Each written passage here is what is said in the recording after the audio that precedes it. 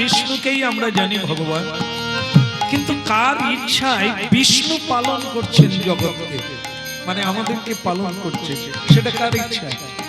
আদি পুরুষ হচ্ছে লীলা পুরুষোত্তম ভগবান কৃষ্ণ, দ্বিভুজ মুরলীধর, যার হস্তে মুরলী আছে, যার ললাট ফটলে তিলক আছে, অলকা তিলকা অঙ্কিত আছে, যার মস্তকে বিনোদ চূড়া বাঁধা আছে, যার চরণে নূপুর বন্দিত আছে, যার কোটি দেশে ধটি বাঁধা আছে, এতাদৃশ যার গলদেশে বৈজয়ন্তী মালা এবং ফুলের বনমালা ভূষিত হইয়া আছে, সেই মুরলীধারী ভগবান কৃষ্ণ হচ্ছেন আদি পুরুষ অনাদিরাদি।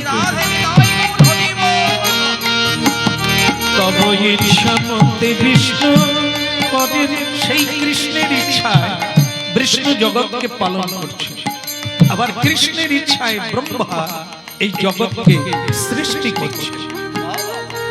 আবার বলছে, হে গোবিন্দ, হে কৃষ্ণ, হে অনন্ত, হে বাসুদেব, তব ইচ্ছা মতে শিব, তার নাম বললেন শিব, তাই না? শিবজি ভোলানাথ মহেশ্বর, পার্বতী পার্বতী পতি দেবতা যিনি, তিনি পঞ্চানন, তাই তিনি কি করেন? সংহার করেন। কার ইচ্ছায়? কৃষ্ণের ইচ্ছায়। তব ইচ্ছা মতে শিব করেন সংহার, তব ইচ্ছা মতে শিব করেন সংহার। একটু মাঝে মাঝে চিবিয়ে খেতে হবে, মানে এটা কি দাঁড়ালো? সংহার মানে কি কেউ জানেন?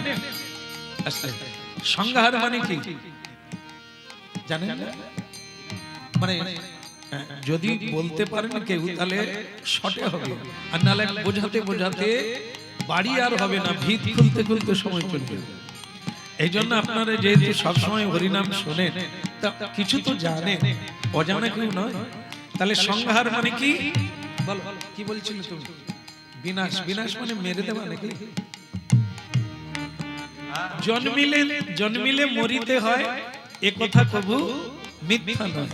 তাহলে মরতেই হবে। সেই মরাটা কার হাতে? প্রাণ দান করা, সৃষ্টি করাটা কার হাতে বলা হলো? ব্রহ্মাজি। পালন করেন কে? ভগবান বিষ্ণু। যেখানে আজকে লক্ষ্মী নারায়ণ না, ইনি হচ্ছেন বিষ্ণু, তাই ইনি পালন করেন, আমাদেরকে খাওয়ার দাওয়াত দেন, আলো দেন, বাতাস দেন, জল দেন, এই দিয়ে ইনি আমাদেরকে জীবিত রাখেন, বাঁচিয়ে রাখেন। তাই এনাকে পালন কর্তা বলা হয়। আমাদের সংসারে যেমন বাবা আমাদের দেখভাল করেন, না মা দেখভাল করেন? ঝগড়া টগড়া যেন না হয়।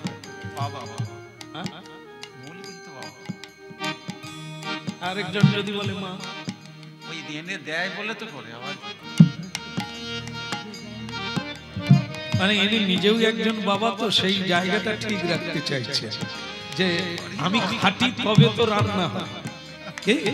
আচ্ছা ঠিক আছে, তুমি খেতে আনবে, যদি রান্না না করে।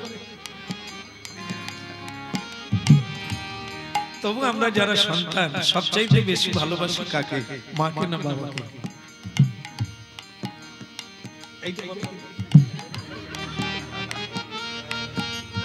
এটা তোমার ভাগ্যে জুটবে না, কারণ কি এটা কোনো পুরুষের ভাগ্যে আসবে না, কারণ এটা মা।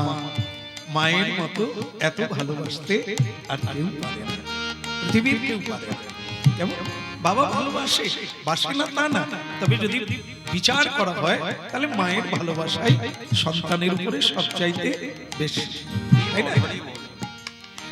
বাবা যেমন পালন করে, অন্ন দান করে, বিদ্যা দান করে, বাবা যেমন গার্জেন হয়ে কাজ দেয়, সবাইকে আগলে রাখে, ভগবান বিষ্ণু তেমন আলো জল বাতাস দিয়ে জীবের বিদ্যা শিক্ষা অর্জন করিয়ে সব।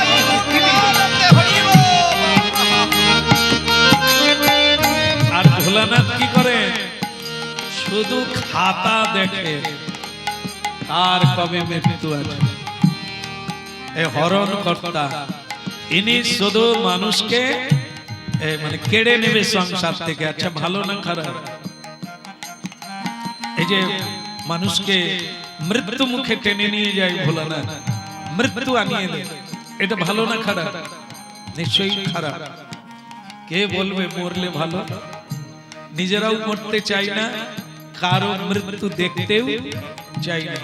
একেবারে গলায় জল চলছে না, তবু আমরা বড় বড় ডাক্তার আনি, যদি আরো 2-1 দিন। কেউ মরতে চায় না, যে ঔষধ খায় সেও মরতে চায় না। তাহলে মরতে কেউ চায় না, কিন্তু ভোলানাথ তবু তাদের মৃত্যু দান করে। তা প্রশ্ন হচ্ছে যে আমাদের কাছে জন্মটা ভালো, আনন্দ করে মিষ্টি দেওয়া নেওয়া করি, কিন্তু মৃত্যুটা কখনোই কারো কাছে ভালো না। কিন্তু শাস্ত্রে বলা হয়েছে মৃত্যুই সবচাইতে আনন্দদায়ক। কারণ সারা জীবন যা কর্ম করি তা মরার জন্য, মরাটা কেমন হবে, এই মরাটার কাছেই তো আনন্দ পাওয়া। জন্ম যখন হলো, কে কাঁদে কে হাসে?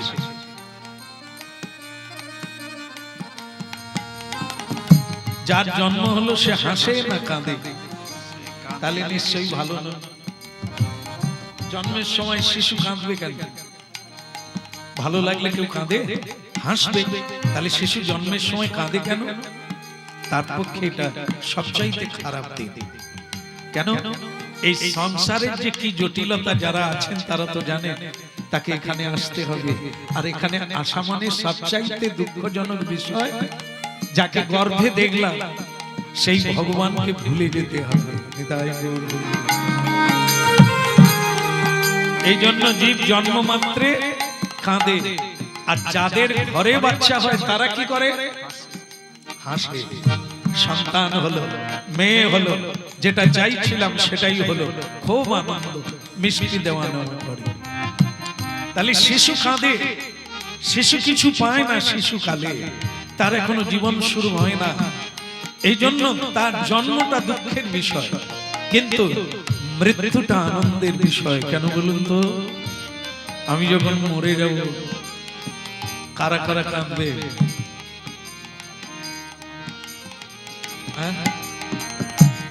যারা, আমাদের গোস্বামীজি বলছেন, যারা ভালোবাসে। তার বিচার করতে গেলে অনেক সময় লাগবে। ভালোবাসে কারা, প্রকৃত ভালোবাসা কাকে বলে, সে বিচার করতে আজকে যাব না। আজকে যেটাই যাব সেটা কি? কাঁদে কারা? কাঁদে তারা যাদেরকে আমি খাইয়েছিলাম, যাদেরকে আমি পালন করেছিলাম, তারাই কেবল কাঁদে। আর কেউ কাঁদে কি? আমরা মরে গেলে পাড়া প্রতিবেশী কাঁদে কি? একটু বলেন, যদি বললে ভালো হয়। আপনারাও তো পাড়া প্রতিবেশী, কেউ মরে গেলে কাঁদেন? এই আপনি একটা ভালো কথা বলেছেন, যে ভালো তার জন্য কাঁদে, কিন্তু যে খারাপ, লোকটা মরে গেছে, ভালো হয়েছে, কি জ্বালা তো রে বাবা, কি জ্বালা জ্বালা তো। তাহলে বুঝতে পারলে মরাটা কত আনন্দের।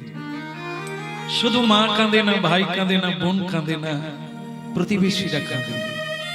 প্রতিবেশী কেন কাঁদে? কিছু দিয়েছিল, কিছু করেছিল বলে তারা কাঁদে। তাই মরাটা হচ্ছে এত আনন্দের, যাবার সময় অনেক কিছু পাবে যা সে দিয়েছে জগৎকে। ऐसा করে চলো, জীবনটা হচ্ছে এটাই। জন্মটা ফ্যাক্টর নয়, জন্মের পরে তুমি কি করবে এটাই হচ্ছে দেখার বিষয়। কি নিলে আর কি দিলে, সারা জগৎ কাঁদবে তোমার জন্য। এর নাম সাধু।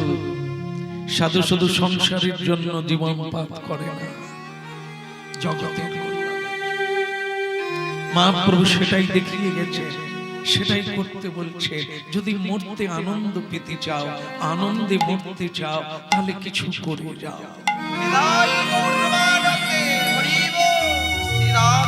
হাজার হাজার মানুষ কাঁদবে, হাজার হাজার মানুষ কাঁদবে যখন আমি বিদায় নেব। কেন? হাজার হাজার মানুষকে আমার অনেক কিছু দেওয়া আছে, তারা আমার কাছে ঋণী। এই জগৎবাসী আমার কাছে যে এই তো পাওয়া, মরার জন্য কাঁদা না, এই ভালোবাসাটা পাওয়ার জন্য কাঁদা। তাই প্রতিটি নরনারী আমরা যারা এই সংসারে শুধু দু চারটা লোকের জন্যই একটা জীবন শেষ হয়ে গেল, কি করলে, কি দিলাম আমরা, কি দিয়ে গেলাম যে আমার জন্য কেউ ভাববে, আমাকে কেউ মনে রাখবে, আমার ছবিটা কারো ঘরে পুজো করবে, আমার কথা বলে কোনো ছেলে মেয়েকে শিক্ষা দেবে, ওই দেখ কি করে জীবনকে জয় করলো। আসলে কি জানেন তো, ভোলানাথ বৈষ্ণব তিনি কখনো নিষ্ঠুর নন। যার আশীর্বাদ না হলে কৃষ্ণ ভক্তি পাওয়া যায় না, যার কৃপা না হলে সংসার যুদ্ধে জয়ী হওয়া যায় না, তিনি ভোলানাথ। তাই তিনি চান কি, আমি যেটা করছি, আমি যেটা বলছি, তোরা সেটাই শোন। আমি রাম নাম গুণগান গাইছি, রাম আমার প্রভু, রাম আমার গোবিন্দ, রাম আমার পিতা, রাম আমার সর্বস্ব।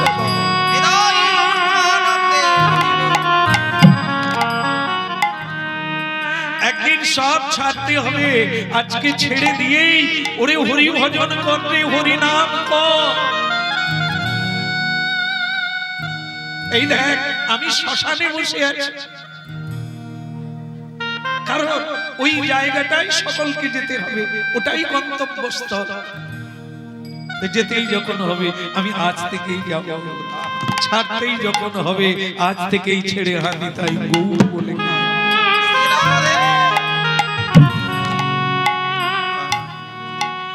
এই জন্য ভক্তমণ্ডলী মায়েরা, জন্মের চেয়ে মৃত্যুটা খুব ভালো, মরতেই হবে নিশ্চিত, কিন্তু কি করে মরবো, কি করে মরবো, কাঁদতে কাঁদতে না। দেহস্মিন যথা দেহে কৌমারম কৌমারম আচরে, কৌমার কাল থেকে কৃষ্ণ ভজন করো, জীবনের পরিবর্তন। হামাগুড়ি দিচ্ছিলাম, কৌমার কাল এসে গেল, এবার জরা ব্যাধির কাল আসবে, দেহ থেকে দেহান্তর হতে হবে, কিন্তু ধীর স্তোত্র নমঃ।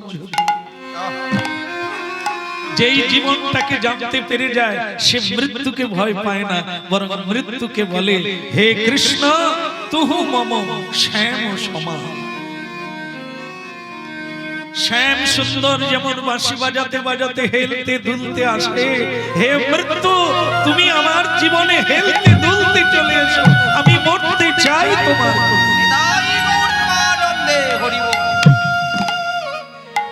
এই জন্য যারা হরিনাম শুনছেন, নিছক কোন কাল্পনিক কথা নয়, যা শুনলাম ভুলে গেলে চলবে, সংসার ভুললে চলবে। তবে ইচ্ছা মতে শির করেন সংহার, তারপরেরটাই হচ্ছে ইম্পর্টেন্ট, যেটা আপনারা শুনতে চান। আপনারা বলেছিলেন আমরা জেলখানায় আছি কিনা, এখানেই তার উত্তর। কি শিবজি যেমন সংহার করেন, মহামায়া কি করেন? তব ইচ্ছা মতে মায়া সৃজে কারাগার, তব ইচ্ছা মতে মায়া সৃজে কারাগার।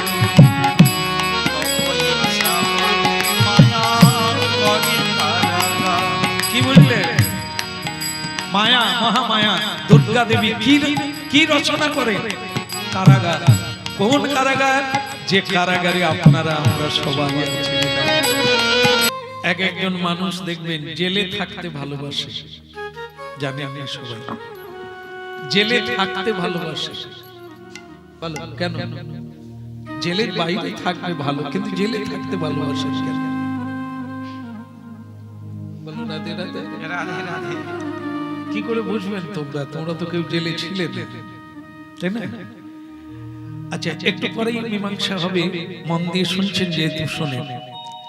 যারা যারা কয়েদি, মানে অনেক বছর ধরে জেলে আছে না, ওরা খুব ভালো আছে। একটা নিয়মে খাওয়া দাওয়া, নিয়মে কর্ম করা, নিয়মে ঘুমিয়ে যাওয়া, একটা বেশ আরামদায়ক ব্যাপার আছে যারা অনেকদিন জেলের মধ্যে আছে। তারা যে জেল থেকে ছাড়া পেয়ে যায়, এই সংসারে এসে সেই দাঁত খিচুনি, সেই ভালোবাসা পাওয়া যায় না, যার জন্য তাকে সুরাপান করতে হয়, যার জন্য তাকে ঘরের বাইরে থাকতে হয়। এই যেন অনিয়ম, এই যেন কষ্ট, তাই সে জেলে থাকতে ভালোবাসে। এবার আসেন আপনারা, যেহেতু হরিনাম শুনছেন, এখন আপনারা তো কেউ জেলে নাই, ছিলেন না এর আগে, আর আজকেও বলো রাধে রাধে। রাধে রাধে। জেলে আছেন না জেলের বাইরে আছেন? হ্যাঁ, ঠিক বুঝে বললেন, এমনি বলে দেবেন না। জেলে আছেন না জেলের বাইরে আছেন? আপনারা বলবেন এটা তো জেলখানা নয়, আমরা তো সংসারে আছি। তাই বল হরি বল। তব ইচ্ছা মতে করেন সংহার, তব ইচ্ছা মতে শিব করেন সংহার। কে বলে তব ইচ্ছা মতে মায়া শ্রী যে কারাগার। তব ইচ্ছা মতে মায়া করে কারাগার। কে বলে তব ইচ্ছা মতে মায়া শ্রী যে কারাগার। তব ইচ্ছা মতে মায়া করে শ্রী যে কারাগার। তাহলে কি বুঝলেন আপনারা? কোথায় আছি আমরা? কারাগারে। জানি না, আপনাদের আগেই বলেছিলাম যে অনেক আছে কারাগার থেকে, মানে জেল থেকে বাইরে আসতে চায় না, সুপারিনটেন্ডেন্টকে অনুরোধ করে আমার মেয়াদ বাড়িয়ে দেন, আমি বাড়ি যেতে চাই না, কারণ কারাগার চাইতে বাড়িতে বেশি কষ্ট, কেউ আমাকে ভালো বাসে না। এখানে তবু ডাকাডাকি করি, একসঙ্গে অনেক দিন আছি, তাই এখানেই থাকতে চাই। হ্যাঁ, বলো রাধে রাধে। বোঝা যাচ্ছে? আর আপনাদের আমি জানতে চাইবো, আপনারা সংসারে থাকতে চান না বৃন্দাবনে থাকতে চান? দেখি আমি নাম লিখিয়ে নেব এক্ষুনি। সংসারে থাকতে চান না বৃন্দাবনে থাকতে চান? কারা কারা বললেন? আচ্ছা, শব্দ পেয়েছি কিন্তু আমি লোক বুঝতে পারছি না কারা কারা বললো। তাহলে আপনারা বৃন্দাবনে আমি নিয়ে যাব, খরচা লাগবে না, আর সেখানে সব থাকার ব্যবস্থা করে দেবো, ঠিক আছে? হাত তুললে বুঝবো কারা কারা বৃন্দাবনে থাকবে। এ তো বাদ কেউ নাই, প্রায় সকলেই হাত তুললেন বৃন্দাবনে থাকবে। এটা শুনে ভালো লাগলো। কিন্তু বৃন্দাবনে আমি খরচা করে নিয়ে যাব, তা আপনারা ভাববেন ওই খরচায় যাচ্ছি যখন, না বলার দরকার নেই। যেরকম দেখেন, আমাকে একজন বলছে, আরে কিরে হরিনাম শুনতে যাবো? না না না, যাবো না, আজকে একটা কলকাতায় মিটিং আছে। তো কলকাতার মিটিং এ তুই কি করবি? তুই কি দল টল করিস নাকি, রাজনীতি করি? না না, রাজনীতি নয়, ওই পার্টির গাড়ি যাবে, আমি গিয়ে কলকাতাটা দেখে নেব। তার মানে আবার যখন গাড়ি ফিরবে আমার দেখা হয়ে যাবে, ইডেন গার্ডেন, নেতাজি, সব দেখা হয়ে যাবে। দেখা হয়ে গেলে রাজভবন টবন দেখার পরে ওই গাড়ি ছাড়বে, গাড়ি বসে যাবে। ওরা জানবে আমি পার্টির লোক, কিন্তু আমি কলকাতা দেখে ওদেরই পয়সায়। আপনারাও সেরকমই করবেন আর কি, আমার পয়সায় বৃন্দাবনে যাবেন, তারপরে ঘুরে ফিরে বলবেন এবার ঘর যাও। আমার তখন তো শুধু শুধু খরচা হবে, আমি শুধু তাকেই খরচা দিয়ে নিয়ে যাব যারা আর বাড়ি। আরে বাবা, এখন যা দিনকাল পড়েছে, দিয়ে আসলেও কি সে আর আসতে পারবে না? আজকে দিয়ে আসো না, পরশুদিন দেখবে ঘরে আছে। কেন? এই তো মিলে গেল আপনাদের কথা। হাজারো হাজারো মানুষ বৃন্দাবনে গেছে, অতি জোর 15 দিন থাকবে, তারপরে মন কেমন কেমন করবে, কি যে করছে তারা। তার মানে কি, জেলে থাকতেই সকলে এখানে কাঁদছে, এখানে কষ্ট পাচ্ছে, এখানে যন্ত্রণা পাচ্ছে, তবুও এইখানে থাকতে তাহলে আমি যে বললাম যেটা, যে কয়েদি, জেলের কয়েদি বলছে আমাকে জেলেই রেখে দেন, আমার জেলে ভালো লাগে। তার মানে কি, সংসারের কয়েদি আমরা, কারাগারের কয়েদি আমরা, সংসারেই থাকতে নিতাই গৌর। হরি বল। কারাগারে কি কি ফ্যাসিলিটি আছে, সংসারে কি পাচ্ছে এটা পড়ো। কারাগার থেকে মুক্ত করার জন্য পরম বৈষ্ণব ভোলানাথ জি মা পার্বতীর প্রশ্নের উত্তর দিয়েছিলেন যে প্রভু, মানে মা পার্বতী ভোলানাথকে প্রশ্ন করেছিলেন যে প্রভু, পৃথিবীতে সবচাইতে শ্রেষ্ঠ পূজা কার, আরাধনানাং পরম, শ্রেষ্ঠ আরাধনা কার? ভোলানাথ জি বলেছিলেন শ্রেষ্ঠ আরাধনা হলো ভগবান বিষ্ণুর পূজা করা। সকল দেব দেবীর মধ্যে, সকল দেবতাদের মধ্যে একমাত্র বিষ্ণুর আরাধনাই শ্রেষ্ঠ। তারপর ভোলানাথ বললেন যে তার চাইতেও একজন বড় আছে, যা বিষ্ণুর সেবার চেয়েও বড়। মা পার্বতী অবাক হয়ে গেলেন, ভগবান বিষ্ণু যদি শ্রেষ্ঠ হন তাহলে তার চাইতে আবার কার পুজো বড় হলো? তখন মা পার্বতীর সন্দেহ হলো যে তাহলে বোধহয় ওই ওনার নিজের কথা বলছেন বোধহয়। কিন্তু ভোলানাথ বললেন না না, ভগবানের যারা ভজন করে, ভগবানের চেয়ে তারা বড়, তাদের পূজা। মা পার্বতী অভিভূত হয়েছিলেন যে এ এক অভিনব বার্তা। আচ্ছা প্রভু, এর মধ্যে একটু কঠিন আর সরল যদি বলেন, ভক্তের পূজা কঠিন না ভগবানের পূজা কঠিন, তাহলে মানুষের সুবিধে হবে, কার পুজো করলে সুবিধে পাবে? তো তখন ভোলানাথ জি বলেছিলেন যে যদি পুজোই করতে হয় তাহলে ভগবানের ভক্তের পুজো কর। যারা ভগবানের ভক্ত, ভগবানের পুজো করে, সেবা করে, ভগবানের আজ্ঞা পালন করে, আর ভগবানের দাস হয়ে জীবন কাটিয়ে দেয়, তাদের পুজো করলে ভগবানের চেয়ে সরল, সুন্দর এবং বেশি কৃপা পাবে। এই জন্য দেখেন, এই জন্যই এই ব্যবস্থা, আজকের এই হরিনাম, আজকের এই বৈষ্ণব সাধুদের সেবা, মানুষের সেবা। যারা হরিভজন করে না তাদেরও সেবা। তারা হয়তো বুঝতে পারে না, যারা হরিভজন করে না তারা আজকে এখানে প্রসাদ পেতে এসেছে, তাদের হয়তো প্রসাদ জ্ঞান নেই, তারা প্রসাদকে শ্রদ্ধা করে না। কিন্তু গৃহস্বামী যেটা করছে সেটা কি, সবাইকে ভক্ত আখ্যা দিচ্ছে। যেমন আজকে এখানে বললাম কত ভক্তের সেবার আয়োজন, তারা বললেন এত, একটা সংখ্যা বললেন, তাহলে কি এত ভক্ত মানে সবাইকে ধরে নিয়ে, সবাইকে ধরে নিয়ে, যারা কোনোদিন এখনো দীক্ষাও নেন না, যারা কৃষ্ণ নাম করেন না, এমন মানুষ তো আমরা আছি অনেকে, তার মধ্যে তো আমিও আছি। যদি কেউ এরকম থাকে তাকেও কিন্তু ভক্তের মধ্যে ধরা হলো। কেন ধরা হলো? সে ভক্ত। যদি কৃষ্ণ নাম না করে কেউ ভক্ত হয় তাহলে তো কৃষ্ণ নাম করার লাগবে না। না পড়াশোনা করে যদি চাকরি পাওয়া যায় তাহলে এত কষ্ট করে তো পড়াশোনা লাগবে না। না, এটা কখনো স্বীকার কেউ করবে না।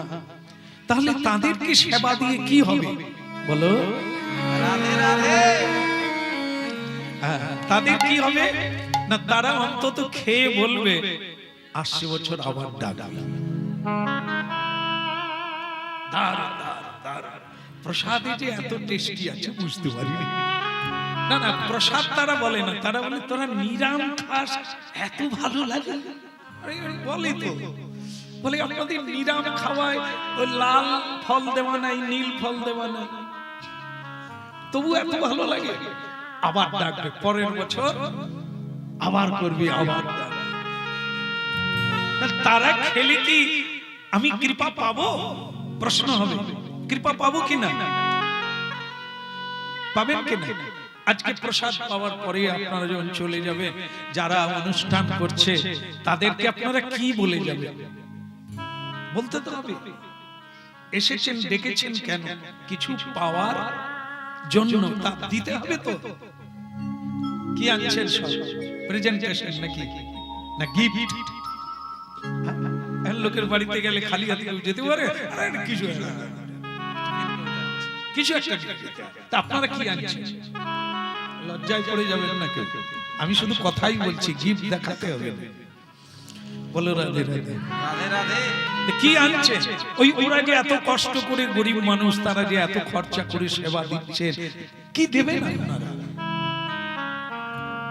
আপনারা কি বলতে পারেন? কি আশীর্বাদ দেবেন? ভগবানকে জানাবো যে তোমার যেন সব বাঞ্ছা পূর্ণ হয়। কি এটা বলবেন? এটাই বলবেন তো যাওয়ার সময়, যে ভগবানকে জানিয়ে দেবো ওদের যেন সব দিক থেকে কামনা পূর্ণ হয়, নাকি? এটুকু বলবেন তো? হ্যাঁ বলুন।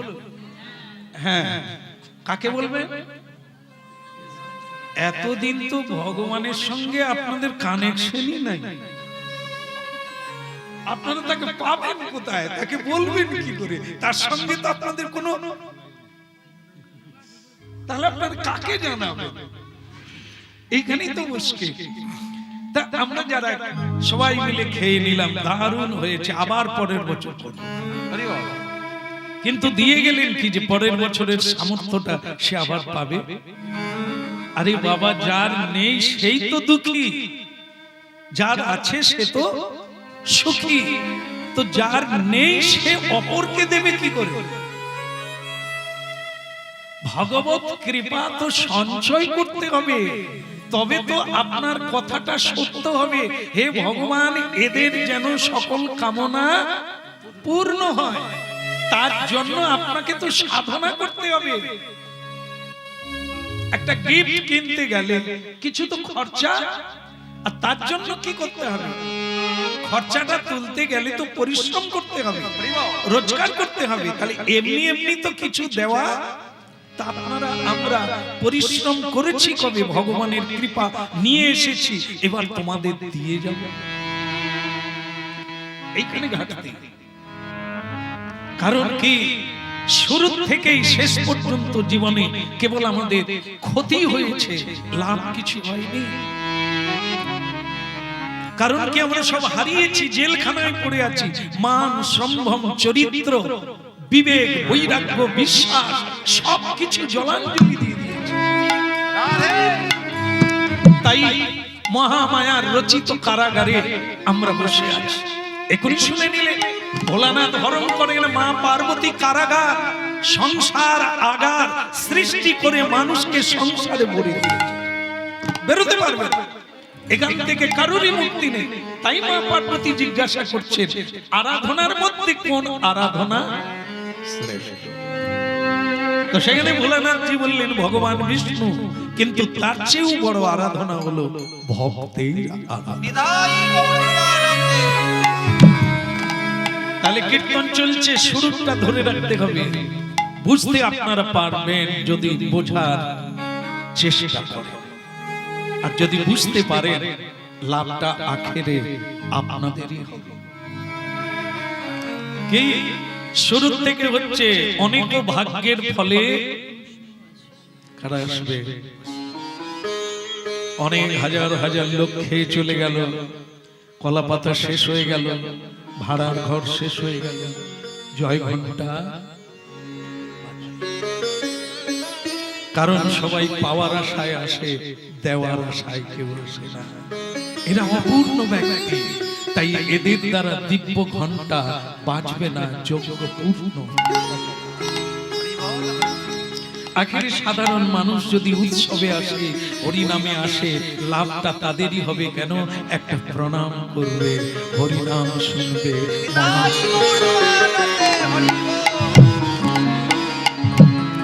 এই জন্য লাভটা তাদেরই হবে যদি মহাপ্রসাদের কৃপা, হরিনামের কৃপা। অনেক ভাগ্যের ফলে বৈষ্ণব আসিয়া মেলে। বাড়িতে সাধুগুরু বৈষ্ণব যদি আসে, তো বলেছেন যে তার অনেক ভাগ্যের ফলে সাধুগুরু বৈষ্ণব আসে। সজ্জন ব্যক্তি সংসারে দুর্লভ, অসজ্জন ব্যক্তি সৎ কথা বলে না, আর সকল মানুষের প্রতি সৎ ব্যবহার রাখে না, সমভাব রাখে না। এরকম মানুষ পাওয়া কোনো দুর্লভ নয়। ঘরে ঘরে জনে জনে রয়েছে, কিন্তু এমন একজন মানুষ পাওয়া ভার, যিনি কোনো কারণে মিথ্যা বলেন না, উপকার করতে না পারুক কারো অপকার করে না। এই মানুষকে সজ্জন বলা হয়। বৈষ্ণব সাধু তাদের বলা হয় যারা পরোপকার করে। মহতের কার্য এই তারিতে পাম, নিজ কার্য নাই তবু জান তা। সাধুরা কখনো তার নিজের প্রয়োজনে কোথাও যায় না, ভজন করে, কিন্তু যখন যান তখন জানতে হবে কারো মঙ্গলের জন্য যাচ্ছে। হরিনাম করলে পরে ফল হবে, গঙ্গা স্নান করলে পরে পবিত্র হওয়া যাবে, কিন্তু বৈষ্ণব দর্শন মাত্র মানব জীবন ধন্য হয়ে যায়।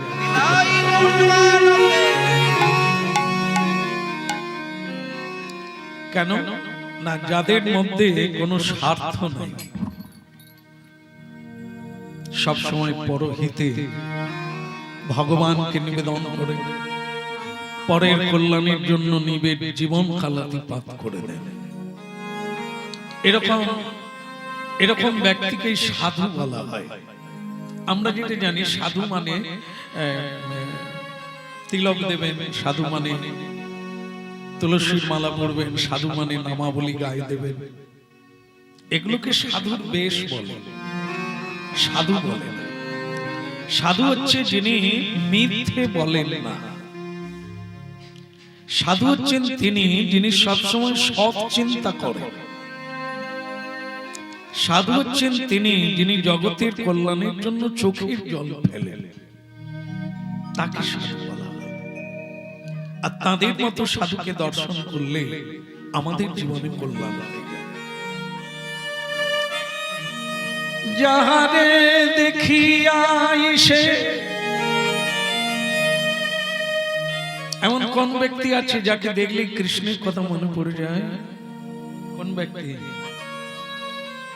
যেমন মনে করেন নাগল নিয়ে মাঠে যাচ্ছে, তাকে দেখলে কি মনে হবে? কি মনে হবে? উনি চাষবাস করছে। আর যদি কেউ দেখা যায় দাড়ি পাল্লা নিয়ে একটা বোঝা নিয়ে যাচ্ছেন রাস্তায়, তাকে দেখলে কি মনে হবে? ইনি কোনো ব্যবসায়ী, ব্যবসার জন্য যাচ্ছে। তাকে দেখে নিশ্চয়ই কৃষ্ণ কথা মনে পড়বে। কিন্তু যিনি, যার চরণে ভাব রয়েছে, যার চোখে মুখে এক দিব্য ভাবের উদ্দীপন আছে, যার চোখে জল বেরোচ্ছে, কেন না তিনি সব সময় ভগবানকে জানাচ্ছে জীবের কি দুর্দশা। আত্মনিবেদন তুয়া পদে করি হইল পরম সুখী। আত্মনিবেদন তুয়া পদে করি হইল পরম সুখী। আত্মনিবেদন তুয়া পদে করি হইল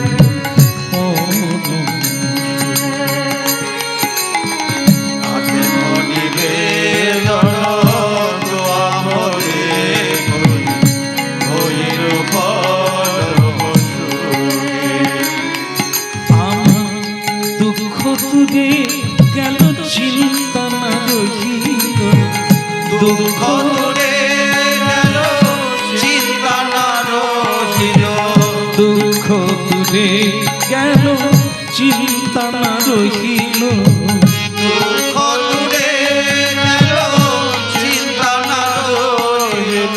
চৌদিকে আনন্দ দেখি আত্মনিবেদন তুয়া পদে করি হইল পরম সুখী। আত্মনিবেদন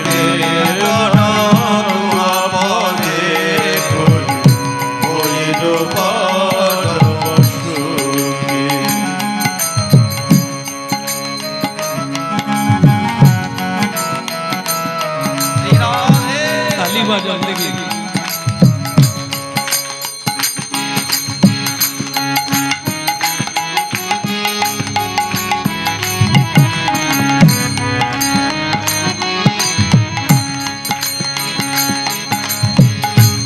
অসকয় ভয় অসকয় ভয় তুমি কয়াঘা তোমার চরণ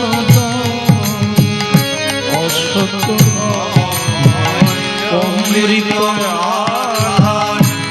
তোমার চরণ অসকয় ভয় অমৃত আভা তোমার চরণ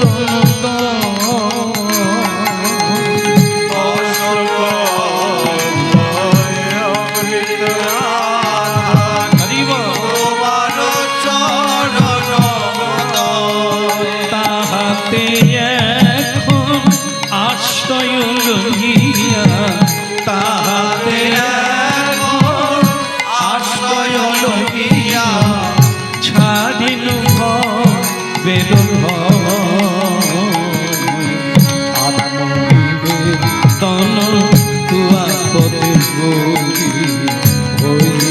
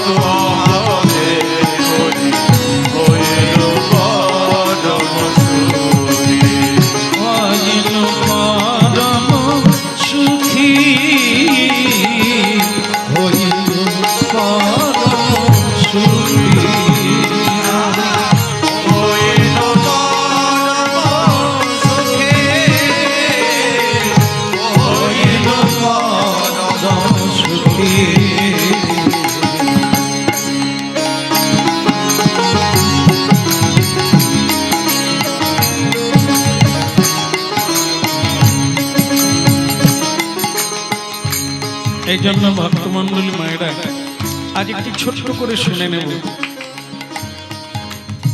সেটা হচ্ছে এক ভক্তের কথা, যারা দিতে পারে নেয় না, কারো কাছে কিছু চায় না, শুধু দেওয়ার জন্য জীবনকে তৈরি করে ভগবানের কাছে আশীর্বাদ চায় যেন জীবন ভরিয়ে দিতে পারে।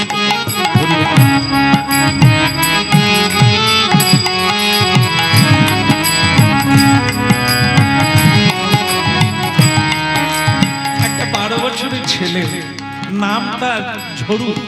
ঝড়ু ঝড়ের রাতে হয়েছিল বলে তার নাম ঝড়ু রেখেছে। হ্যাঁ, তা সেই মাকে, মা লোকের বাড়িতে কাজ করে। দেখুন, এই যে কথার সঙ্গে মিলিয়ে নেবে, কেউ যদি কিছু দিতে পারেন না, তাহলে তাকে জীবনে অনেক পরিশ্রম করতে হবে, তাকে অনেক খাটতে হবে, তবে সে অপরের জীবনকে ভরিয়ে দিতে পারে। আমরা যেমন সারা জীবন পরিশ্রম করে একটা সংসারের মানুষকে খুশি করতে পারলাম না, সবাই বলছে না না উনি কিছুই করতে পারলেন না। মৃত্যুকাল পর্যন্ত আপনাদের আমাদের শুনতে হবে আমরা কিছুই করতে পারি না। কিন্তু একজন কৃষ্ণ ভক্ত অনেক মানুষের হৃদয় ভরিয়ে দেয়, মন ভরিয়ে দেয়, অভাব ভরিয়ে দেয়, জীবন ভরিয়ে দেয়।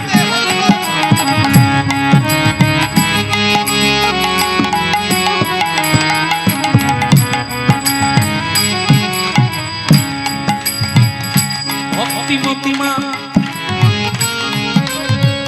লোকের বাড়িতে, জমিদার বাড়িতে কাজ করে, থালা বাসন মাজে, ঝাড়ু দেয়।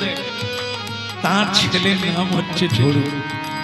বাড়িতে বাবা মারা গেছে অনেকদিন আগে, মারা গেছেন, রেখে গেছেন ছেলেকে। এই ছেলেকে নিয়ে মা বিপদে পড়লো, কি করে খাওয়াবে, তাই লোকের বাড়িতে কাজ করে জীবন ধারণ করছে। দেখেন, আপনারা খালি লোকের কাছে বলেন আমার কপালে যে এত দুঃখ কোথায় ছিল, না না, দুঃখ তো কাটিয়ে উঠতে হয়, দুঃখকে হজম করতে হয়। এই পৃথিবীতে এমন একজন মানুষ নেই যার দুঃখ নেই। শুধু যারা হজম করতে পারে, বোঝা যায় না যে তাদের জীবনে দুঃখ আছে। যারা দুঃখের কথা কাউকে বলে না, কেউ বুঝতে পারে না যে তার জীবনে দুঃখ আছে। এটাই হচ্ছে ভালো থাকার জীবন। কাউকে বলতে নেই নিজের দুঃখের কথা, অভাবের কথা কাউকে বলতে নেই, না খেতে পেলেও কারো কাছে কিছু চাইতে নেই। এরই নাম হচ্ছে জীবন। মনে বেদন দুয়া পদে করি হইল পরম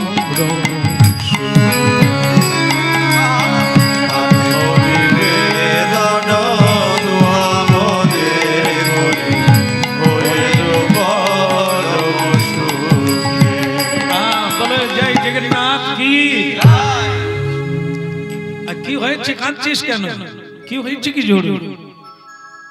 না না, তোমার কথা না। তোমার নাম কি ঝড়ু? তাহলে তোমার নাম কি খঞ্জনা? কে রঞ্জনা? কি চন্দনা? অনন্যা? তাহলে তো লাইনেই আছে। সুন্দর সুন্দর। আচ্ছা যাই হোক, অনন্যা মানে জানো তো? অনন্যা মানে কি? এমন জীবনে কাজ করব সকলেই অভিভূত হয়ে যাবে, অনন্যা সুন্দর, যা কারোর সঙ্গে মিলবে না। দেখি তোমার নামের সঙ্গে কি কারণ ঘটে। ওই যে ফোন তো এখন থেকেই ধরে ফেলেছ। তা যাই হোক, ফোন মানুষকে বড় করে, ফোন আবার মানুষকে ধ্বংস করে। তো যে যেটা নিতে পারবে সেটা নিক। আমার প্রসঙ্গ হলো কি, কাঁদছিস কেন? তাই না? বলছেন মা সকলে মেলা যাচ্ছে, চড়কের মেলা, শিবের মেলা, আমিও যাব, কিন্তু মায়ের কাছে কোনো পয়সা নেই। কাজ করছে, কোনো মায়না পায় না, শুধু খাবে আর বিকৃত দাসীর মতো কাজ করতে হবে। আর তার ছেলে মেলা যাবে বলছে, অনেকেই যাচ্ছে, কি কিনে দেবে যদি কিছু পায় না? দুঃখী মা না বলতে পারে। দেখেন, দুঃখে যাদের জীবন গড়া, তারাই তো একদিন মানুষ হয়, জীবনটাকে বুঝতে পারে। অভাব কি, ক্ষুধা কি, কষ্ট কি, প্রকৃত মানুষ তারাই হয় যারা জন্ম থেকে কোনো খাওয়ার অভাব নাই, পড়ার অভাব নাই, টাকার অভাব নাই। লক্ষ্য রাখবেন, এরা মানুষ হয়নি, এটা মানুষ হতে পারেনি। জীবনটা যার ঘাত প্রতিঘাতে গড়া, যারা অনেক কষ্ট করে উপরে ওঠে, ওরাই তো উঁচু থেকে সবাইকে দেখে, নিচের লোক তাকে দেখে।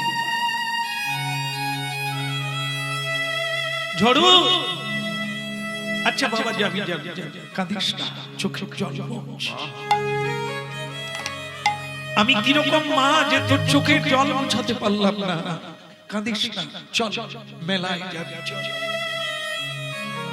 দুঃখিনী মা মেলায় গেলেন। আপনারা জানেন শিশুদের মন কি? দোকানের দিকে তাকিয়ে থাকা, খাবারের দিকে তাকিয়ে থাকা। দুঃখিনীর ছেলে ঝড়ু কেঁদে উঠলো, মা আমি ওইটা নেব। যার যেটা ভালো লাগে, নানা শিশুর নানা চাওয়া। কেউ গাড়ি চায়, কেউ পিস্তল চায়, কেউ বল চায়, কেউ খেলনা চায়। আবার এমন অনেক শিশু আছে, সে গোপালকে চায়। দোকানে গোপাল বসে আছে, গোপালকে চাইছে। মা মা আমি ওই ওই ওই ওর নাম কি? বলে ও তো গোপাল, ওর অনেক দাম, তুই ওকে নিয়ে কি করবি বাবা? ও পারবি না। না না, আমি ওকেই নেব। এবার ভাবো এই চাওয়াটা কি করে এলো? খেলনা চায়, বল চায়, পুতুল চায়, কড়াখন্তি চায়, কিন্তু গোপালকে চাইছে কেন? ধরে নে, আগের জন্মে গোপালের চরণেই ছিল, গোপাল গোপাল করে মরেছিল, তাই এই জন্মে গোপাল। যেন মনে হলো চেনা, অনেক দিনের পরিচয় আছে ওর সঙ্গে। প্রবৃত্তি তৈরি হয় এইভাবে। কথা কম, ওর বসতে দেন, কথা বলবেন না, শেষ হতে গেল। এখন আর না বসালেও চলবে, দাঁড়িয়ে থাকলেও হবে। বলো রাধে রাধে। কারণ এখনই বাতাসা হরিণুর হবে, আর বসে কি হবে, আবার তো উঠতে হবে। বলো রাধে রাধে। রাধে আমাদের যখন কেউ নিমন্ত্রণ করে না, সবাই খালি বারবার অনুরোধ করে একটু তাড়াতাড়ি যাবেন, দয়া করে একটু তাড়াতাড়ি যাবেন। কেন? না হলে ভক্তরা একটু হরিনাম শুনবে। কিন্তু আমরা যেখানেই পৌঁছাই কোন ভক্তের দেখা তখনও। এখন কটা বাজে? এখন বসানোর ভিড় করছে। কাদের জন্য আমাদের এত তাড়াতাড়ি ডাকেন? এত খরচা কাদের জন্য? আপনাদের জন্য। কিন্তু আমরা তো ওই ভালোটা নিতে পারি না। আমরা জানি যত তাড়াতাড়ি যাও প্রসাদ দেবে, সেই কটা 3টায় নাকি? তো আমরা প্রসাদকে লক্ষ্য করে আসি। এই জন্য আমাদের প্রসাদেরও কৃপা হবে না। আর ওই যে যাকে বলবো যে তুমি কৃপা করো ওকে, আরে ওকে কৃপা করার আগে তোমার উপরে কৃপা হয়েছে কিনা দেখো। তাই যাই হোক, যদি কেউ 1 মিনিটও শুনতে পারে, 1 জন্মের কাজ হলেও হতে পারে। 1 ট্যাবলেটে কাজ হয়ে যাবে, যদি রোগটা ধরা পড়ে না হয়ে যাবে। বেশি ঔষধ খেতে হবে না। বুঝতে পারলে 1 সেকেন্ডের কথায় জীবন বদলে যাবে।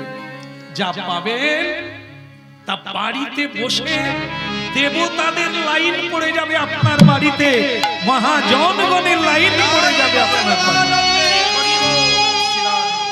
এমন এক কথা বলতে দিলা না। আজ আমি যে জায়গায় এসেছি, এই জায়গাতেই আমার জন্ম। এই জায়গাতে জন্ম মানে মায়ের গর্ভ থেকে নয়, সেটা তো আপনারা জানেন। ওই দূরে একটা কুঁড়ে বাড়ি আছে ওইটা। কিন্তু এইখানে আমার প্রকৃত জন্ম হয়েছে এই বাড়িতে। আশ্রমে গেলে দেখবেন যে গুরুদেবের মূর্তি আপনারা দেখেন, তার জায়গাটা ছিল এটাই। আমার যা কিছু লাভ করা সেটা এই বাড়িতে। এরকম প্রাপ্তি ঘটেছে কৃষ্ণ নামে। আজ জেলায় জেলায় মানুষ আনন্দ পায় আমাকে প্রাপ্তি হলে। কৃষ্ণ নাম শোনার জন্য 10 বছর আগের থেকে বুক করছে যে আপনি 10 বছর পরে যাবেন, আপনি কথা দেন। তো দেখুন, সেই মহা ধন ভান্ডার এখান থেকে পেয়েছি, সে হলো পরম দয়াল গুরুদেবের। হৃদয় মন প্রেমানন্দে এ বাড়ি তখন আমি কি করব? আমি অনুমতি দেব? আমার অনুমতির উপরে নির্ভর করে গোপাল খাবে কিনা। তবু ভালো লাগে আমি মালিক হয়ে গেলে। আমি অনুমতি দিলে হবে, না হলে আচ্ছা তবে হোক, আমি মালিক নয়, সকলেই ভক্ত। তাই রাধে রাধে। তা যে দুজন মা দাঁড়ালো, আবার ওরা দাঁড়াক একটু বলি। হোক, শুধু আজকে হবে না, কালও হবে, পরশু হবে। এমনটা নিতে হবে। আজ আপনারা তিলক দিয়েছে, আজ হাত জোড় করে দাঁড়িয়েছে, তো ভোগটা প্রতিদিন হোক না, এমন ব্যবস্থা নিতে হবে। তবেই তো জীবন হবে। নেতাই যাই হোক, আমি যদি এখান থেকে প্রাপ্তি হই, এনাদের হবে না। এইখানে হারকিন জেলে রাতের পর রাত কাটিয়েছি গুরুদেবের সঙ্গে। আজকে যে কথা আপনারা শুনছেন, এই কথাগুলোই ওনার কাছ থেকে আমি শুনেছি। এখন আমাদের একজন আছেন নারায়ণ বাবু, বড় বাবু, উনি সাক্ষী, উনি দেখেছেন। আর বাকি এরা দেখে না। দেখেছেন কি না? এনারা কাজের হিসাব করছেন তপ্ত বসে বসে, কালকে কি কাজ হবে, কত লাভ হলো কত। আমি তারই পাশে গুরুদেব আর আমি দুজনে বসে আমাদের হিসেব চলছে আগামী দিনে কত লাভ হবে। নিতাই গৌর প্রেমানন্দে। হ্যাঁ, আজকে আমাকে ডাকতে হচ্ছে এই বাড়ির লোককে, ওই আমাকে ডেকে এনে অনুষ্ঠান করতে হচ্ছে, কিন্তু এনাদেরকে ডেকে নিয়ে অনুষ্ঠান করা যাবে না, কারণ ওনারা ওই সম্পদটা নেন। ওনার বাড়িতেই ছিলেন তিনি, আমার গুরুদেব এখানেই ছিলেন, এনাদেরই বাড়িতে, আর আমি এখান থেকে বহন করে নিয়ে গেছি। তা যাই হোক, আপনাদের শুধু বোঝাবার জন্য এই স্মৃতিচারণ হয়ে গেল এই জায়গাটা। সেটা হলো এই বস্তু এমন এক বস্তু যেখানে লাইন পড়ে যাবে, দেবতাদের লাইন পড়ে যাবে। এ পৃথিবীর ধনী মানি গুণী লাইন পড়ে যাবে এখানে। এমন এক বস্তু সকলকেই নিতে হবে, না হলে শান্তি কোন বস্তুতে নাই। কোন না কোন জন্মেই তোমাকে এই রাস্তা দিয়ে হাঁটতেই হবে, হাঁটতেই হবে, ইতে কোনো কোথায় গেল ঝড়ু? মনে আছে? গোপাল, একদম কপাল, ওই গোপাল নেব। এখন নাছর বান্দা বালক কি করবে? মা জিজ্ঞাসা করছে দোকানদারকে গোপালের দাম কত? 8 আনা। তা তখনকার 8 আনা মানে অনেক দাম। 8 আনা তো বলছে না, 8 আনা তো আমার কাছে নেই বাবা। তা কত আছে? 2 পয়সা। 8 আনা দাম, 2 পয়সা দিয়ে গোপাল কিনবে। ওসব রেখে দেন, যান বাচ্চা নিয়ে ওদিকে যান। ঝড়ুর মা অনেক করে ঝড়ুকে বোঝালো, কিন্তু সে বলছে না, ওকে না নিয়ে ভীষণ কান্নাকাটি করছে। দোকানদার বলছে তুমি কি রকম মা গো, পয়সা আনতে পারো না, খাটতে পারো না, রোজগার করতে পারো না, একটা বাচ্চা কাঁদলে তার আশা পূর্ণ করতে পারো না, তুমি কি রকম মা? ঠিকই বলেছেন আপনি, আমি ওই রকমই মা, হতভাগিনী। ওরই কপাল খারাপ যে আমার গর্ভে এসেছে, বাবা হারিয়ে গেল, সংসার হারিয়ে গেল, একটা পয়সাও হাতে নেই। 2 পয়সা দিয়ে কিনতে চাইছিলেন, মায়ের আঁচলে 2 পয়সা ছিল, কিন্তু দোকানদার দিলেন না। শেষকালে মা দেখলেন দুঃখের সংসারে জন্ম নিলে যা হয়, চল টানতে টানতে নিয়ে যাচ্ছে, কিনতে হবে না, কাঁদতে কাঁদতেই চল। কিন্তু যখনই চলে যাচ্ছিল তখনই দোকানদারের চোখে জল এসে গেল, আরে যদি আমার বাচ্চা হতো আমি কি করতাম? আরে দাঁড়াও দাঁড়াও দাঁড়াও মা, তুমি আর কান্নাকাটি করো না, ওকে থামা, এই না ওই 2 পয়সাই দাও আর গোপাল নিয়ে যাও। দাঁড়াই আসলে কি করে পেল বলুন তো? কি করে পেল? পয়সা নাই যার, তাকে আরেকটা জিনিস করতে হয়, কি বলুন তো? বাচ্চাটা কাঁদলো না, কাঁদিয়ে দোকানদারের মন ভুলিয়ে দিল। এটা দরকার।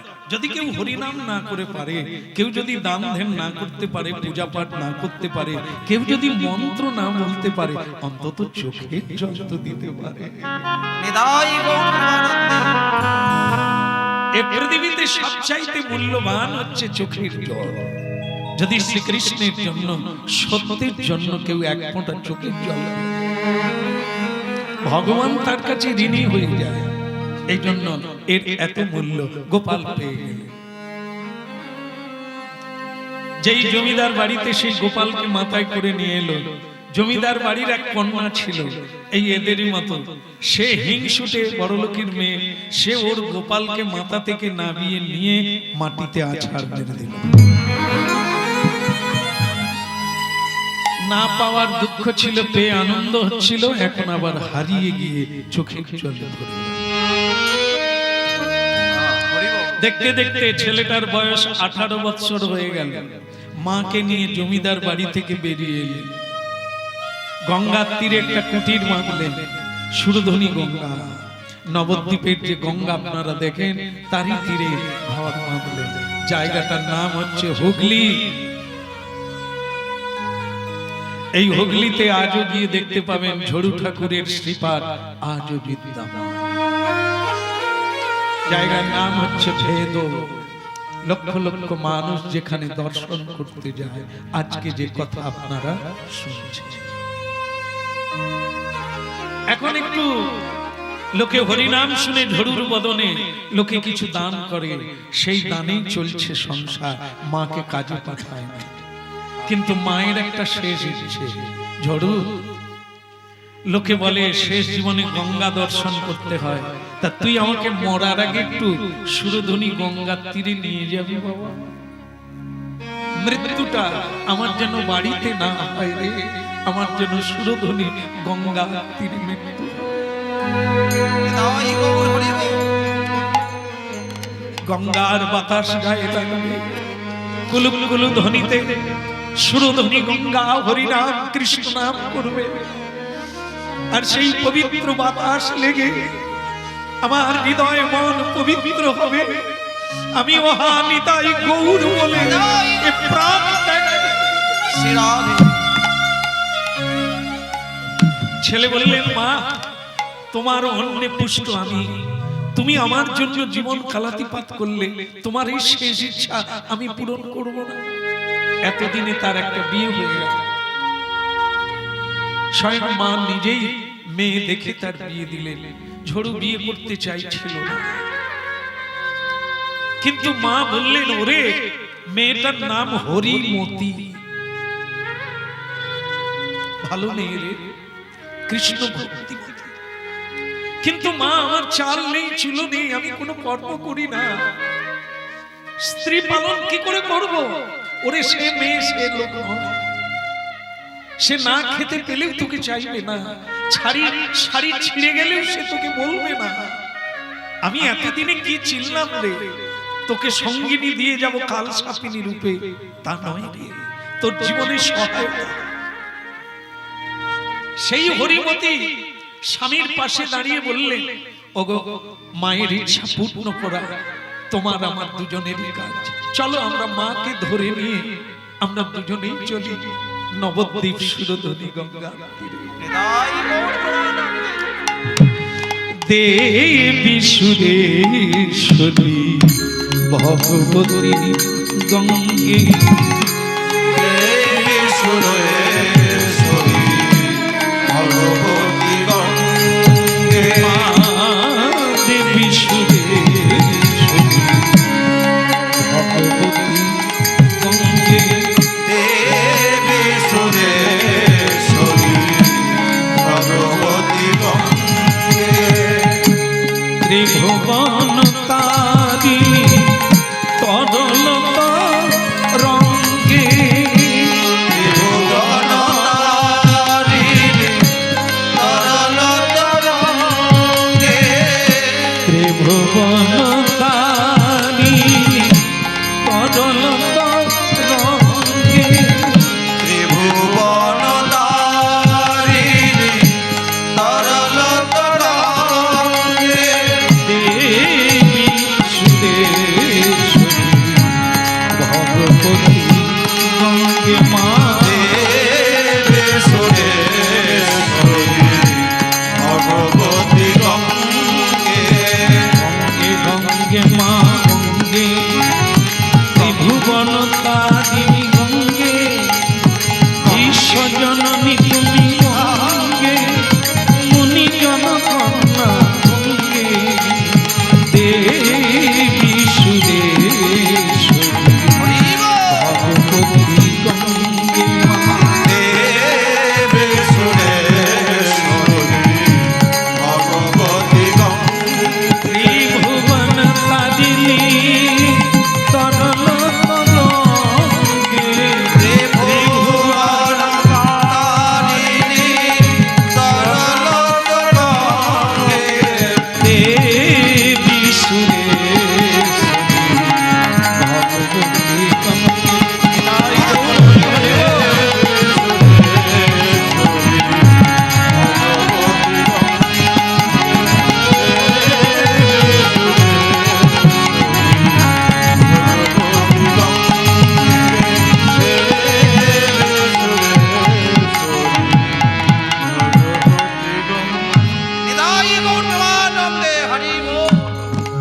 সুধী ভক্তগণ, নিতাই গৌর।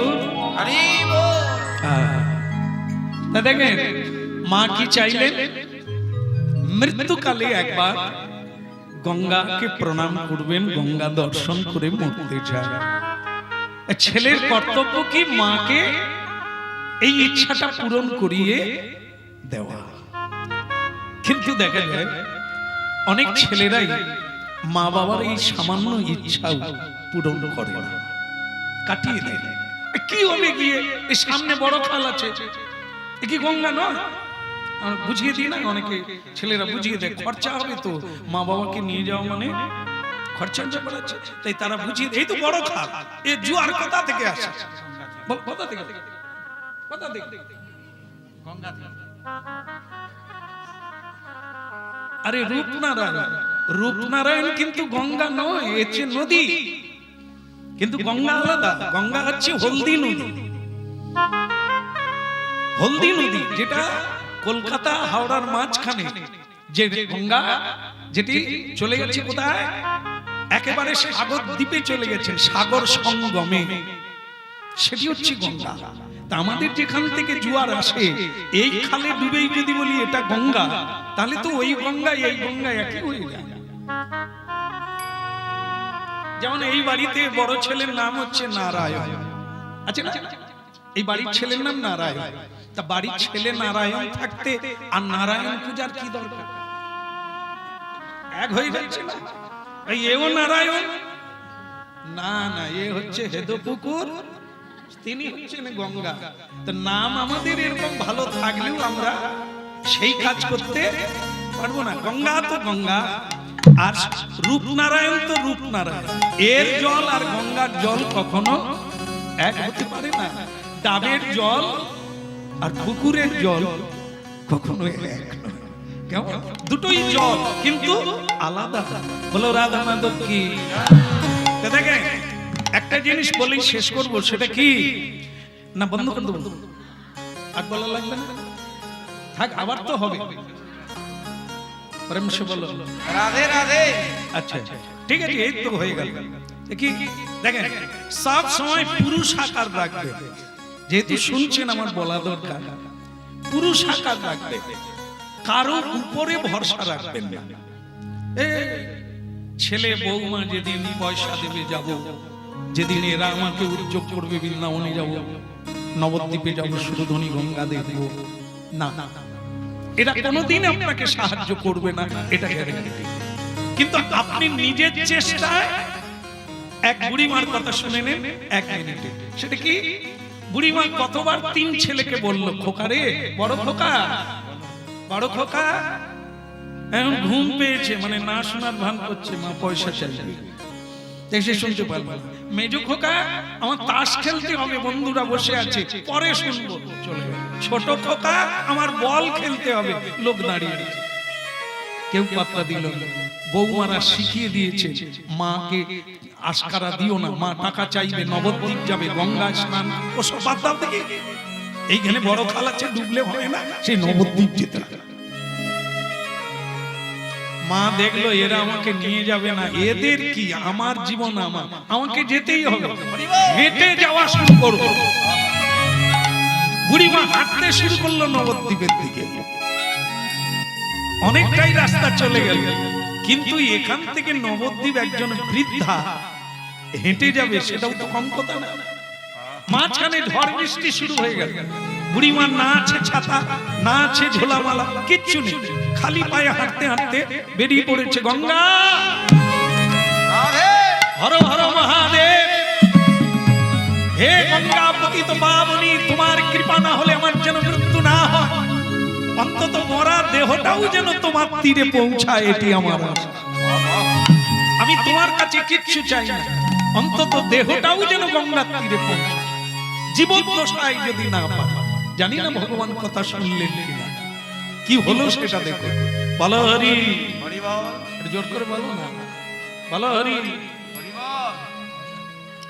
মরে গেল, একজন মরে গেছে, তাকে নিয়ে যাচ্ছে, ঝড় বৃষ্টি হওয়ায় সেই যারা মরা নিয়ে যাচ্ছিল তারা বলে, তুই মরা রেখে দে, একটু স্কুলে দাঁড়াই, তারপর বৃষ্টি থেমে গেলে আবার মরা নিয়ে যাও।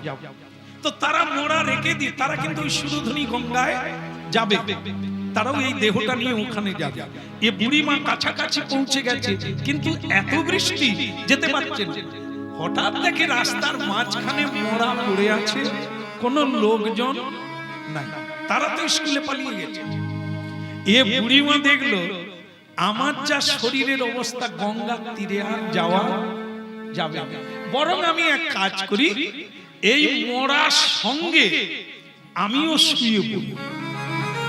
বাস ওই ফাঁক সময়ে সেই মোড়ার কাপড় খুলে, মানে ঢাকা খুলে, সে বুড়িমাও তার ভিতরে শুয়ে পড়েছে।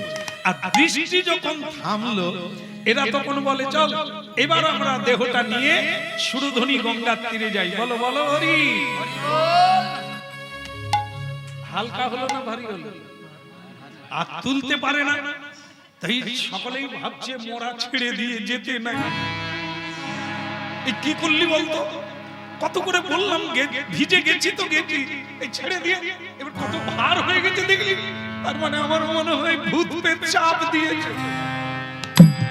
ওরে যা বলতা বল, আমি আর নাই, আমি পালি। বৃষ্টি ভিজে গেছে তাই ভারী হয়ে গেছে। কাঁথা কাপড়ের লেপ ভিজে গেলে ভারী হয় না? তাছাড়াও লোকে বলে মরে গেলে নাকি ভারী হয়। এই হয়েছে, এর জন্য ভূত প্রেতের কি বলার আছে? চল আরে আগের চেয়ে ডবল ভারী রে। চল বলা হরি। সুরধনী গঙ্গায় পৌঁছে গেল। সেখানে গিয়ে চিতা সাজিয়ে তারা যখন খুললো কাপড়টা, দেখে দুজন শুয়ে আছে। তো সে বুড়িমা কিন্তু মারা গেছে, ওই খাটিয়ায় শুয়ে ঠান্ডায় কলপস হয়ে গেছে, মারা গেছে। বুড়িমার ইচ্ছা পূর্ণ হলো কিনা? চেয়েছিল জীবদ্দশায় যদি না যেতে পারি, দেহটাও যেন সুরধনী গঙ্গায় যায়। নিতাই গৌর প্রেমানন্দে হরি বল। এর নাম পুরুষাকার, এর নাম পুরুষাকার। সাথে আছে ভগবান, হবে জয়। তোমাকে এগোতে হবে, ভগবান সাহায্য করবে, বসে থাকলে হবে না। তাই কারো ভরসায় না থেকে নিজের ভরসা, ঈশ্বরকে ভরসা করে যে কোনো কর্মে এগিয়ে চলুন। জয় জয়। তাই কি করলে? জয় জয় জগন্নাথ সচিদানন্দ, জয় জয় জগন্নাথ সচিদানন্দ।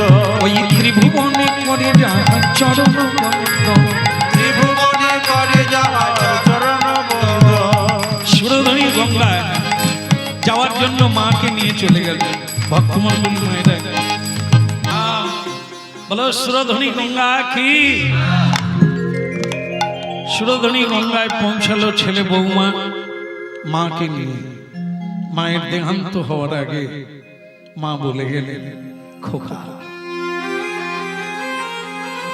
তোর বাবা যখন পৃথিবী থেকে চলে যায় কিছু দিয়ে যায়নি, তা আমিও চলে যাচ্ছি রে খোকা, তোকে কিছু দিয়ে যেতে পারলাম না।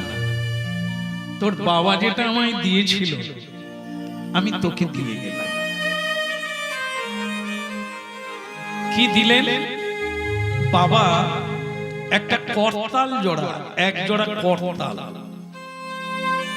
ওইটা তার স্ত্রীকে দিয়ে বলেছিলেন তোমার কোনোদিন কষ্ট থাকবে না, এটা তুমি করো। করতাল বাজিয়ে একটু কীর্তন করো, তোমার কোনো কষ্ট থাকবে না। তো আজকে আমি সেই করতাল তোমাকে দিয়ে, কিন্তু ঝড়ু বলছে মা আমি তো তোমাকে কোনোদিন করতাল বাজিয়ে কীর্তন গাইতে দেখিলাম না। খোকা রে, কীর্তন লোকরঞ্জনের জন্য নয়, কীর্তন হচ্ছে নিজের মনোরঞ্জনের জন্য। আধ্যাত্ম বিদ্যা লাভ না করলে তার মনুষ্য জন্ম আর থাকে না। তাই তুই যখন ঘুমিয়ে পড়তিস আমি তখন গভীর রাত্রে কীর্তন করতাম, তাই তুই এতদিন জানতে পারিস।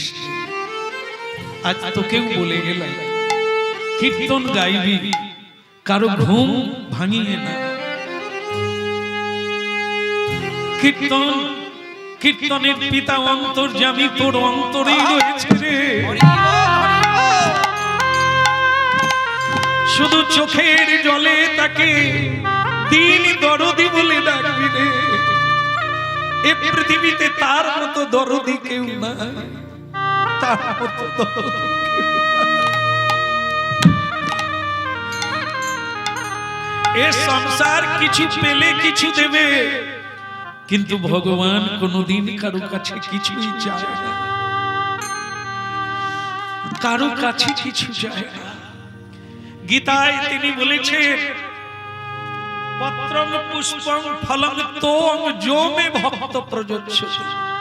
পারো একটু পত্র দাও তুলসী, যদি না পারো পুষ্প দাও, যদি তাও না পারো একটা ফল দাও, যদি ফল নাও দিতে পারো চোখের জল দাও, তাতেও নিতাই গৌর প্রেমানন্দে হরি বল। যা বেটা, কোনদিন তোর অভাব হবে না এই করতাল বাজিয়ে তার গুণগান। ভক্তমণ্ডলী মায়েরা, পিতৃপুরুষের সম্পদ হচ্ছে এই একটা জোড়া করতাল আর হরিনাম। স্বামী স্ত্রী দুজনে শুরু করলো গঙ্গার তীরে কুটির বেঁধে কীর্তন।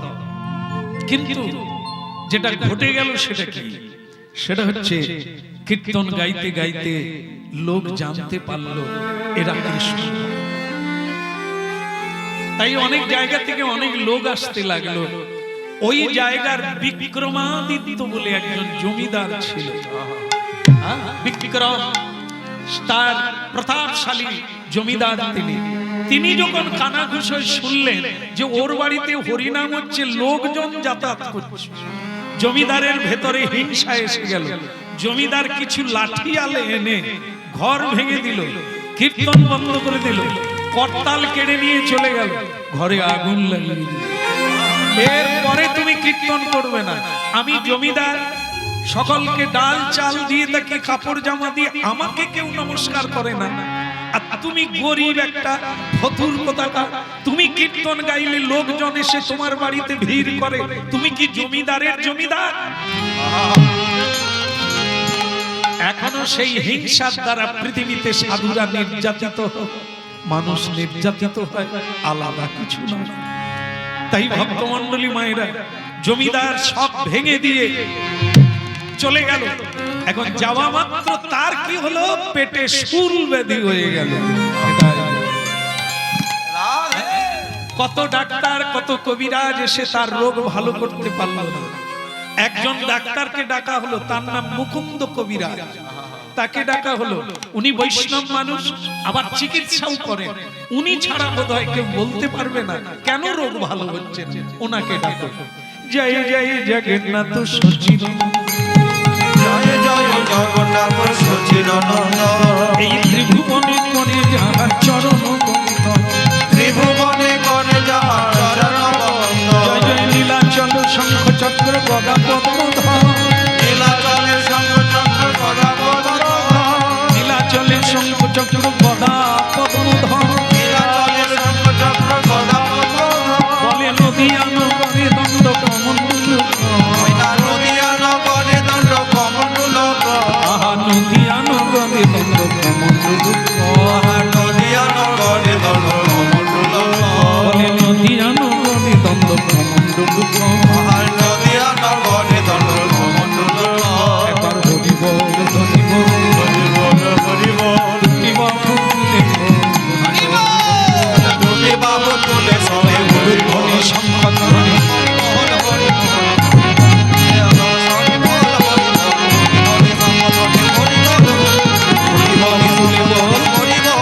আহা দুটি বাহু তুলে হরি বল হরি বল। চার বদনে সবাই মিলে হরি বল সবাই মিলে হরি বল হরি বল। আরে উলুধ্বনি করো, মুকুন্দ কবিরাজ এসে গেছে, উলুধ্বনি করো, হ্যাঁ শঙ্খধ্বনি করো, হরিধ্বনি করো, তাই গৌর হরি বল।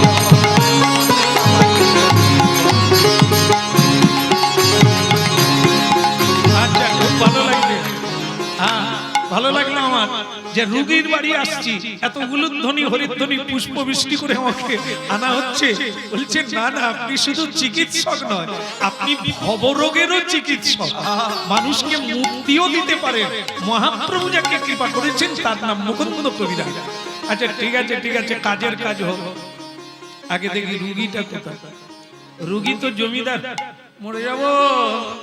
ওরে ডাক্তার এলো, হ্যাঁ উনি আসবেন না, বৈষ্ণব মানুষ, এ পাপির বাড়িতে আসবে না, ও বৈষ্ণবের বড় অভিমান।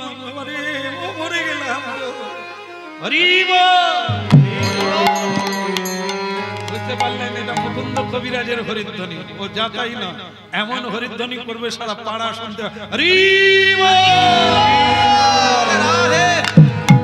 রুগী বুঝতে পারলেন মুকুন্দ কবিরাজ এসে গেছে। রুগীর রোগ যেন এমনিতেই অনেকটা। আরে আরে ও মেয়েরা, চরণটা ধৌত করে দে না। বলে আমি ডাক্তার, বৈষ্ণব না। বলে আগে বৈষ্ণব পরে ডাক্তার, হ্যাঁ আগে চরণ ধৌতটা করে দাও। মুকুন্দ কবিরাজের চরণ ধৌত হলো। তো মুকুন্দ কবিরাজ বলে, বাবু রুগী হাতটা বাড়াও তো দেখি, তুমি আর কদিন টিকবে। নারী দেখে বললে, শোনো বাপ জমিদার, মানো ছাই না মানো, রোগ কিন্তু তোমার কিছু নাই। এত বড় বড় ডাক্তার পারলো না, আর আপনি এই জন্য বলে আপনারা একটা কাজই ভালো পারেন, কীর্তন গাইতে পারেন, ডাক্তারি করতে পারেন না। ডাক্তারে বিশ্বাস রাখো, বিশ্বাস রাখো, না হলে ঔষধ কাজ করবে। মরার কালে ওরকম করে যেও না, রোগ আরো বেড়ে যাবে। শোনো, তোমার যেটা রোগ সেটা তুমি নিজে জানো। তুমি কি কোনোদিন কোন বৈষ্ণবের পিছনে লেগেছিলে? দেখো, ঔষধ খেতে গেলে মায়েরা বিষ্ণু নাম উচ্চারণ করে ঔষধ খাওয়া, আর সেই বিষ্ণু হচ্ছে, ওই বিষ্ণুর ঘর হচ্ছে বৈষ্ণব সাধু। তুমি কি তাদের পিছনে লেগেছিলে? বলে মনে পড়ে গেছে, আমি ঝড়ু ঠাকুরের ঘর ভেঙে দিয়েছিলাম, আগুন লাগিয়ে দিয়েছিলাম, তার হরিনাম বন্ধ করে দিয়েছিলাম। রোগটা আমার সেদিন থেকে শুরু হয়েছে। এ কোনো চিকিৎসায় যাবে না, একটাই চিকিৎসা, তুমি তার কাছে গিয়ে ক্ষমা চেয়ে নাও। আরে বাবা, সে ঝড়ু নয়, সে হচ্ছে স্বয়ং ভগবানের আবাস, সে ভগবানের ভক্ত, তার কাছে ক্ষমা চাইলে তোমার দোষ কথা। কিন্তু আপনি তো জানেন, সে হচ্ছে ঝড়ু, মানে বৈশ্য জাতি। আমি ব্রাহ্মণ কুলে জন্ম নিয়ে কি ব্রাহ্মণ হয়ে, তোমার আর ব্রাহ্মণত্ব আছে? ব্রাহ্মণের বাড়িতে জন্ম নিয়ে সুরাপান করো, ব্রাহ্মণ কি সুরা খায়? ব্রাহ্মণের বাড়িতে জন্ম নিয়ে বেদ পাঠ করতে হয়, তুমি কোনোদিন বেদ দেখেছো? ব্রাহ্মণকে প্রতিদিন গায়ত্রী মন্ত্র জপ করতে হয়, তুমি কি গায়ত্রী মন্ত্র পেয়েছো? না না, তাহলে তুমি ব্রাহ্মণ হলে কি? ব্রাহ্মণ সত্য কথা বলে, তুমি কি কোনোদিন বলেছো? ব্রাহ্মণ পরোপকার করে, তুমি কি কোনোদিন করেছো? ব্রাহ্মণ মানুষকে ক্ষমা করে, তুমি কি কোনোদিন করেছো? তাহলে তুমি কোন গুণে ব্রাহ্মণ হওয়ার যোগ্যতা অর্জন করেছো? তুমি তো ব্রাহ্মণ নও। তাই তুমি চরণ ধরো, ওর চরণে না ধরা পর্যন্ত তোমার কোনো রোগের ঔষধ নাই। কিন্তু আমি কি করে মাতানি? আমি তোমার সঙ্গে যাব, চলো হরিনাম গাইতে গাইতে তার কাছে যাই। জমিদার একবার শেষকালে বলল, কেন তাকে ডাকলে হতো নি? বলে তাহলে তুমি পড়ে থাকো, তোমার রোগ আরো বাড়বে। রাধে রাধে। আরে তোমার ভালোর জন্য বলছি, চলো, গেলে লাভ বেশি হবে, চলো। তো এই কি করলো, সেই জমিদারকে ধরা পাঁজা করে, কোল পাঁজা করে ধরে নিয়ে যাচ্ছে। আর মুকুন্দ কবিরাজ বলছে, যাচ্ছই যখন, যেতে যেতে যদি মরে যাও তাহলে আরো খারাপ হবে, অতএব তাড়াতাড়ি হাঁটো আর হরিনাম করতে করতে যাও। কেহ বলে পুরা কালে রাবণ বধিলা, কেহ বলে পুরা কালে রাবণ বধিলা, ওই গোলকের বৈভব লীলা প্রকাশ করিলা, গোলকের বৈভব লীলা প্রকাশ করিলা, শ্রী রাধার ভাবে যেবে গোড়ায় অবতার, শ্রী রাধার ভাবে গোড়ায় অবতার, ওই হরে কৃষ্ণ নাম গোড়া করিলেন প্রচার, হরে কৃষ্ণ নাম গোড়া করিল প্রচার, আমার বাসুদেব ঘোষে পাই জোড় করিহা, বাসুদেব ঘোষে পাই জোড় করিহা, ওই যেই কৃষ্ণ সেই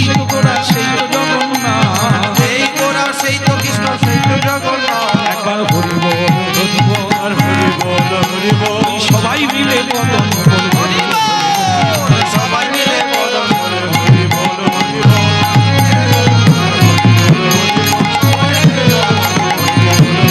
সবাই মিলে হরি বল হরি বল। হরি বল, হরি বল। আস্তে, আস্তে, আস্তে, আস্তে, আস্তে, আস্তে, আস্তে, আপনারা চিৎকার করবেন না, হয়ে গেছে। এই জমিদার এইখানে একটা প্রণাম করো। বলে ঝড়ু কোথায়? এখানে তো নাই। বলে আরে হরি নাম গাইছে ঝড়ু, এই এত ভক্ত বসে আছে, তুমি ডিঙিয়ে যাবে কোথায়? সব হরি বসে আছে, তুমি এইখানে প্রণাম করো। ঝড়ু বলে তোমার সঙ্গে এসে আমার মান সম্মান সব গেল। জমিদার হয়ে আমি এইখানে প্রণাম করবো মাটিতে? আরে তাড়াতাড়ি করো, দেরি হলে রোগ বাড়বে।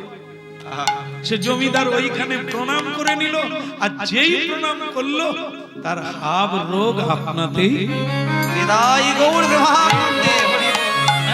আরে শোনো শোনো, ও ঝড়ুরকে প্রণাম করতে গেলে ও ছুটে পালিয়ে যাবে, তুমি তাকে প্রণাম করতে পারবে না, সে প্রণাম নেবেই না। কিন্তু তুমি যদি এই হরিনামে গড়াগড়ি দিয়ে দাও, ঝড়ু এইখানেই হরিনাম গেয়েছিল, ও চরণ ধুলি এইখানে পড়ে আছে, তুমি এইখানে গড়াগড়ি দিয়ে দাও। হরি কৃপা করো বলে গড়াগড়ি দিয়ে দাও। কৃপা করো বলে ঘোরাঘুরি দিয়ে দাও। কি বলো আমায় কৃপা করো বলে গড়াগড়ি দিয়ে দাও। আমায় কৃপা করো বলে ঘোরাঘুরি দিয়ে দাও। আমায় কৃপা করো বলে ঘোরাঘুরি দিয়ে দাও। গড়াগড়ি দেওয়া মাত্র জমিদারের শুল ব্যাধি ভালো হয়ে গেল, বৈষ্ণব অপরাধ দূরীভূত হয়ে গেল। সেইখান থেকে জমিদার বলে দিলে আমার অর্ধেক জমি জায়গা আমি ঝড়ুর নামে দিয়ে দিচ্ছি। এখানে স্ত্রীপাঠ বানানো হোক, এখানে আশ্রম বানানো হোক, আমার মতো রুগীরা এখানে আসবে, অপরাধ দূর করে প্রেমানন্দে হরি। নিতাই গৌর প্রেমানন্দে হরি হরি